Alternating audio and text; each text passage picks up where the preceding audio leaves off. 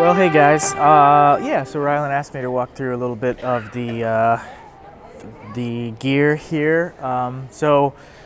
Starting with, and probably most importantly, this Veritas Portlander that Casey built for me back in 2017. When I talked to him, I said, I don't know if I like ocean turquoise or the shell pink better, and he said, let's just do both. So it's pink on the back and the turquoise on the front.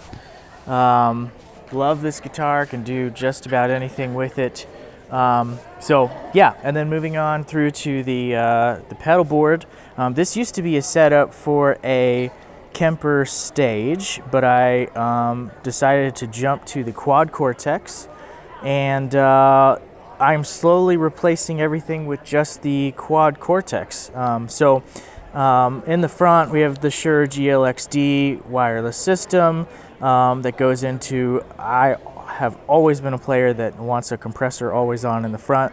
This Jackson Audio Bloom is actually compressor, EQ, and a neat little boost. So that runs straight in, always on, into the KTR, which is also always on, no matter if I'm playing clean or dirty. And then we go to the Micro Pog, and that guy is a must-have, I feel like, for worship lead playing, although I don't really use it anymore because the Quad Cortex does so well with octavers, which is something I did not find with the Kemper. So then I've got a couple of drives from Fox Pedal, which my buddy John at Creation acquired them, and I think they're going to discontinue them, but there's this City, which is just basically like a tube screamer, and then the Wrath, which is like a Proco Rat distortion. These are also two pedals like the Pog that the Quad Cortex is slowly replacing, as this thing really just has some amazing emulation in some places where the Kemper didn't. Then I go to the Quad Cortex, which handles the IR captures. It also captures overdrives, but has a great delay sound. The only thing I haven't been able to replace, I could do all my modulation, my drives, my delays, the amps. It's great because unlike the Kemper, you can run stereo, 2 different amps, which is really amazing. It's got a tiny form factor, so you can see I've got all this space on my board that I didn't have before. But it doesn't do verbs that I've found, just that like huge, airy, whale sounds, as my dad calls them. So I keep the Big Sky. That runs into the effects loop for the Quad Cortex. Yeah, the Quad Cortex has a couple of different ways you can play it. You can do scene mode, where you, like today, you just load the set list.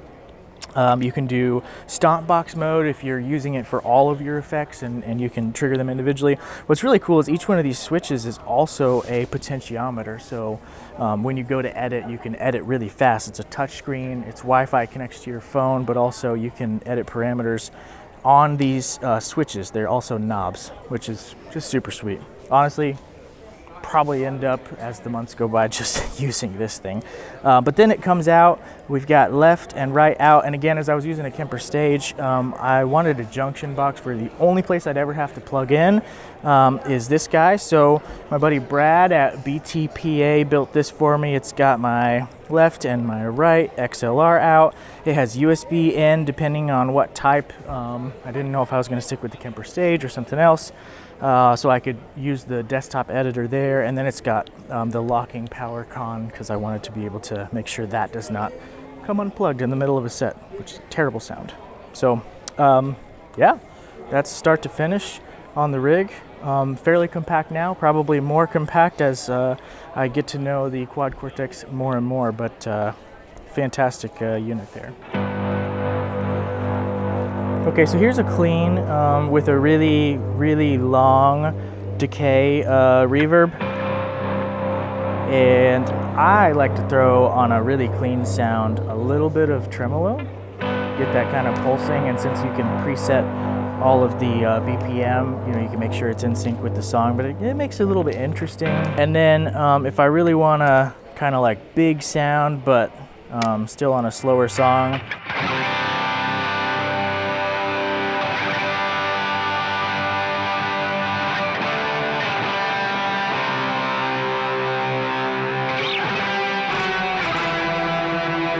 So that's I'm not really playing any rhythm. Those are just big washes, but really adding something to a slower song as it builds up. But you can still use that to play leads.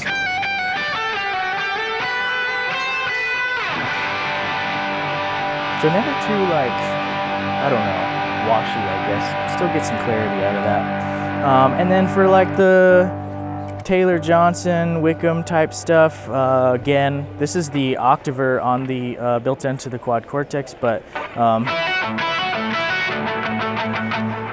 you know, classic dotted eighth. A little bit of drive, but not too much, so that you still get that without the octaver.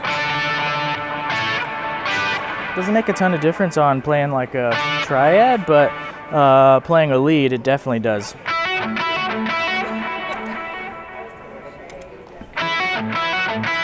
Just makes it bigger.